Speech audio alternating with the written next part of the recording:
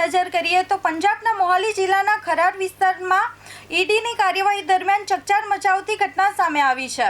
ખરાર સ્થિત western ટાવરમાં enforcement ડિરેક્ટરોની ટીમમાં દરોડા પાડવામાં પહોંચી હતી. ત્યારે કાર્યવાહી દરમિયાન ટાવરના 9મા માળેથી અચાનક રોકડ ભરેલા થેલાઓ નીચે ફેંકવામાં આવ્યા હોવાના અહેવાલ પણ સામે આવ્યા છે.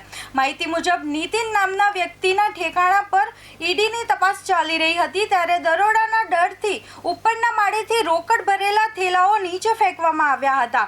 ઘટનાના સ્થળે પહેલેથી જ હાજર એક સફેદ કારના ડ્રાઈવરે થેલો ઉઠાવી તરત જ ફરાર થઈ ગયો હતો. ઘટનાને લઈને રાજકીય માહોલ પણ ગરમાયો છે. પંજાબના વિરોધ પક્ષોએ દાવો કર્યો છે કે વ્યક્તિએ ઠેકાણા દરોડા પાડવામાં આવ્યા હતા તે પંજાબના મુખ્યમંત્રીના નજીકના સાથી છે. હાલ ઈડી સમગ્ર મામલે તપાસ કરી રહી છે. તેમજ રોકડ ક્યાંથી આવી અને કાર લઈને ભાગનાર વ્યક્તિ પણ કોણ હતો તેની તપાસ પણ હાથ ધરવામાં આવી છે.